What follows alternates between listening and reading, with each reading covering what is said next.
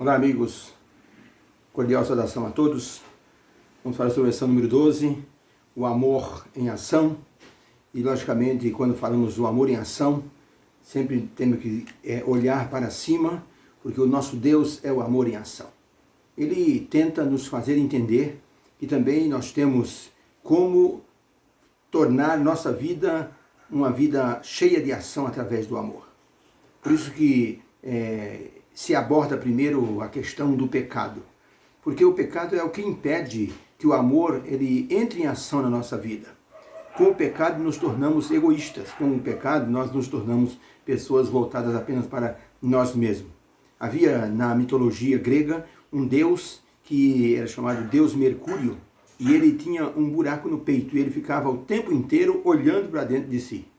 Então, as pessoas que hoje assim olham para dentro de si, também são chamadas pessoas de egoísmo, olham apenas para o seu ego.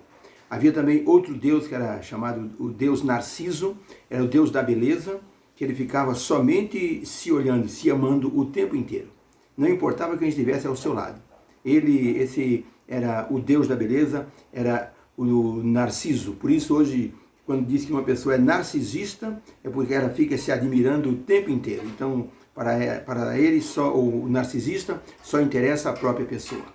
Deus quer colocar o amor em ação. Para isso, ele tem que nos fazer reconhecer que somos pecadores. Então, a pergunta é, quem é perdoado através do perdão divino? Isaías 59 apresenta uma imagem alarmante do problema do pecado. E a pergunta é, quantos pecaram? A resposta é, todos pecaram. E aí, então, nós chegamos num beco sem saída. Se todos pecaram, então, o foco principal aí é o pecado, mas depois do pecado, o foco principal passa a ser a graça de Deus. Porque todos pecaram e destituídos estão da glória de Deus. Aí o profeta Isaías mostrou que a situação do ser humano diante de Deus e da lei é uma situação calamitosa. Mas Deus ainda oferece a esperança da restauração do ser humano. Por isso, Deus sabe que o ser humano ele não está imune à contaminação do pecado. Não está imune às tentações. Por mais que a pessoa se consagre, não está imune às tentações. E mesmo ao pecado. Por isso, às vezes a pessoa se batiza e logo em seguida diz, meu Deus, eu pequei. E você se batizou não porque você se tornou santo, porque se tornou um filho de Deus. Mas tem que saber que o inimigo vai tentar você. E por isso que o pecado se tornou um drama muito sério dentro do nosso mundo. Faz alguns anos, num templo em Chicago, as pessoas que dirigiam resolveram colocar no púlpito, em letras assim, neon, aquelas letras que brilham, a palavra Deus é amor. E os diáconos ficavam na frente da igreja antes do culto, convidando pessoas para entrar. Passou um homem visivelmente abatido. Os diáconos falaram com ele, mas parece que ele nem ouviu aquelas palavras. Mas o seu olhar foi para dentro da igreja e ele mirou lá na frente aquele púlpito com as palavras Deus é amor. Andou alguns metros, parou lá na frente, meditou um pouco, olhou para o céu, olhou para trás, viu que na igreja as pessoas já haviam entrado, o culto havia começado, e ele voltou então aqueles metros e ficou na porta da igreja vendo aquelas palavras, Deus é amor. O pregador estava falando já as palavras da ministração bíblica, mas esse homem entrou na igreja, ajoelhou-se em um dos cantos e chorou muito. A pregação não foi o que entrou naquele coração. Aquelas palavras, Deus é amor. Aquilo penetrou no coração daquele homem. Ele pediu perdão pelos seus pecados. Depois conversou com uma das pessoas e foi levado a Cristo. E hoje é uma pessoa aguardando Jesus voltar. O problema do pecado, ele é muito grave, mas o amor de Deus, ele supera a gravidade do pecado. E isso é uma grande notícia para todos nós. Pergunta número 3, de acordo com o apóstolo Paulo, no texto de Romanos 3, 21 a 24, qual é a base da nossa salvação? Qual é a esperança que nós temos? Romanos 3, 21 a 24 diz assim, mas agora sem lei tem se manifestado a justiça de Deus, que é atestada pela lei e pelos profetas, essa justiça de Deus. isto é, a justiça de Deus pela fé em Jesus Cristo para todos os que creem, pois não há distinção, porque todos pecaram e destituídos estão da glória de Deus, sendo então justificados gratuitamente pela sua graça, mediante a redenção que há em Cristo Jesus.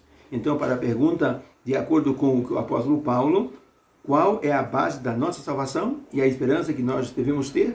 A resposta é, a base da nossa salvação é a graça divina. Se não fosse a graça divina, nós não teríamos chance nenhuma. A graça é um favor que nós não merecíamos, não merecemos, mas ela atua para a nossa salvação. Isso mediante a fé em Cristo Jesus. A pessoa crê em Jesus e a graça então nos aceita e Deus então diz, eu vou então justificar essa pessoa porque creu no sacrifício do meu filho. Por isso que somos justificados mediante a fé. Somos justificados diante de Deus através da graça mediante a fé. Ou seja, Deus nos dá esse presente. Eu aceito vocês, mas vocês têm que crer em Jesus primeiro como Salvador. Então, ao crermos em Jesus como nosso Salvador, ele então se dirige ao Pai e solicita que nós sejamos aceitos como seus filhos. Isso é a graça. É uma fórmula fantástica que o nosso Deus providenciou através de Jesus Cristo. Não por meio de obras, para que ninguém diga, bata no peito, olha, eu consegui porque eu dei bastante esmola. Eu consegui porque eu sou dizimista há 250 anos. Eu consegui porque eu dou muitas ofertas. Eu consegui porque eu me envolvo com o trabalho de caridade. Eu consegui porque eu ajudo os pobres. Não, não é por isso. Deus nos salva não pelas obras, mas pela fé no Senhor Jesus Cristo. Coisa maravilhosa. A base da nossa salvação é através da graça e mediante a fé no Senhor Jesus Cristo. Ellen White escreveu, sem a graça de Cristo, acha-se o pecador em estado desesperador. Coisa alguma pode ser feita em seu favor, mas pela graça divina é comunicado ao homem poder sobrenatural que opera no seu espírito, no coração e no seu caráter. Fé e Obras, livro Fé e Obras, página 100. Sem a graça divina, a situação do ser humano é desesperadora. E que bom que Deus providenciou a graça. E nós vivemos hoje dentro dessa graça. Pergunta número 4, por que as obras são inúteis para a salvação e não ajudam nada no dia do juízo? Porquanto pelas obras nenhum homem será justificado diante dele, pois pela lei vem o pleno conhecimento do pecado, porque todos pecaram e destituídos estão da glória de Deus. Aqui está então a resposta, porque as obras são inúteis para a salvação. Isaías disse que nossa justiça, nossas ações são como trapo de imundícia. Você pode tentar fazer a sua vida da forma mais assim bonita possível diante de Deus. Se não for por Jesus Cristo, não há salvação. Por isso que Isaías diz, nossas obras, nossa justiça são como trapos de imundícia. A pessoa pode tentar, mas não vai conseguir. Como pecadores, nós podemos tentar guardar a lei e guardá-la fielmente. Se você tentar guardar a lei de Deus fielmente, você consegue. Sem ser, assim, crente em nenhum credo, você consegue. Se você olhar os 10 mandamentos, eu vou seguir isso aqui. Eu não vou cometer nenhum desses atos. A pessoa com muito esforço consegue, mas não vale nada. Pelas obras da lei, ninguém será salvo. Agora, depois de salvo, é preciso observar a lei. É preciso obedecer à lei. Depois de salvo, é preciso praticar boas obras. Porque são os frutos do Espírito em nossa vida. Como é que eu sou um cristão e passo por uma pessoa que está necessitando e viro a cara e vou embora? Isso não tem sentido. É preciso então mostrar que Jesus Cristo está atuando em nossa vida. Aquela menina que estava na frente da padaria olhando para aquela vitrine com aqueles doces maravilhosos. Passou uma senhora e disse, você está com fome? Ela disse, eu sempre tive vontade de comer esses doces, mas eu não tenho dinheiro. Eu moro na rua. A mulher bondosa diz, vem comigo. O garçom olhou, a mulher disse, calma, ela está comigo. Sentaram numa mesa, ela pediu aquele doce gostoso, a menininha comeu, depois tomou um copo de chocolate ali com leite, e depois saíram na rua, a menininha falou assim, a senhora é a esposa de Jesus? Ela disse, não, meu amor, por quê? Porque a senhora é tão bondosa, ninguém nunca fez isso comigo. Ela disse, não, eu sou uma pessoa salva por Jesus.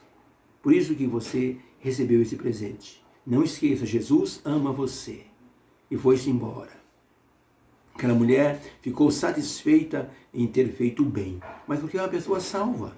Agora, a pessoa que quer fazer as coisas no legalismo, ele faz para tentar se salvar. Eu preciso fazer porque senão Deus me castiga. Eu preciso ser fiel porque senão Deus não vai me aceitar. Não, uma vez salvo, todas as obras devem ser frutos dessa salvação. Entendeu? Muito bem, havia uma cidade assim, simples, uma senhora idosa, de rosto assim, muito assim, marcado pelas rugas do tempo. Todo mundo chamava ela de velha feia. Mas um dia ela aceitou Jesus e um sorriso estampou em seu rosto, ela ajudava agora as pessoas. Mas havia algumas pessoas que não gostavam dessa senhora, porque em tempos passados ela tinha sido muito ruim. Fui um dia numa padaria aqui, tem uma senhorazinha ali que ela pede sempre, dá um dinheiro para um pão. E então as pessoas olham, um senhor diz assim, eu não vou dar dinheiro para você não. Sabe por quê? Porque quando eu era pequeno, você furou muitas bolas minhas, então eu não vou te dar dinheiro. Então nessa cidade havia pessoas assim, que conheciam essa senhorinha idosa, já desde muitos anos. Homens que tinham sido meninos e acabaram assim passando pelo crivo dessa mulher, né? E agora essas pessoas assim, enxotavam, zombavam dela, né? E um dia alguém falou assim, a senhora é crente? Puxa vida, como é que Deus pode salvar uma pessoa feia, horrorosa como você? Ela falou assim, você vê como Deus é bom? Ele me aceitou essa velha feia e horrorosa e transformou numa pessoa diferente. Aquele homem olhou para ela e disse, como é que é? Jesus me aceitou como sua filha, aceitou essa velha horrorosa e transformou numa pessoa diferente, boa, que quer ver o bem das pessoas e quer ir para o céu. É isso que o amor faz, o amor em ação. O amor, ele supera o problema do pecado. Deus é amor e esse Deus de amor quer salvar a você, quer salvar a mim. Que Deus abençoe você nesta segunda-feira, que haja uma bênção essa semana. E como diz um provérbio cristão, você não pode impedir um passarinho de pousar na sua cabeça. Ou seja, você pode impedir, mas você não pode permitir que ele faça um ninho na sua cabeça. Você não pode impedir de ser tentado, mas você pode impedir de cair em tentação. O pecado, ele é realmente como um vírus, ele contamina a gente. Eu estive me cuidando tanto e numa dessas passagens fiquei contaminado pelo Covid. E eu fico perguntando, onde foi que eu me contaminei? Não sei. Sei que os sintomas apareceram. Então o pecado é assim. A pessoa pode levar uma vida consagrada, de repente a pessoa cai em tentação. Deus abençoe você. Vamos orar. Deus querido, obrigado por tua palavra, sempre assim boa para a nossa edificação. Senhor Deus, obrigado porque o Senhor nos garante pela graça o perdão dos pecados quando nós olhamos para Jesus e o aceitamos como nosso Salvador. Onde abundou o pecado, superabundou a graça. O Senhor, assim, colocou muito mais graça para superar o problema do pecado, para que nós pudéssemos ser aceitos pelo Senhor. E hoje mesmo, quando nós pecamos e nos arrependemos, o Senhor coloca o seu poder de perdão em ação e nos aceita outra vez. Obrigado por essa bênção, por essa graça, que haja uma bênção nos corações. Abençoe as pessoas que estão enlutadas, aqueles que estão com parentes, Senhor, nas UTIs, entubados. Põe tua mão gloriosa sobre eles. Aqueles que estão sem ar, sopra o sopro divino sobre essas pessoas e dá, Senhor, o fôlego de vida. Agradecemos em nome do Senhor Jesus. Amém. Deus abençoe você esse dia. Amém.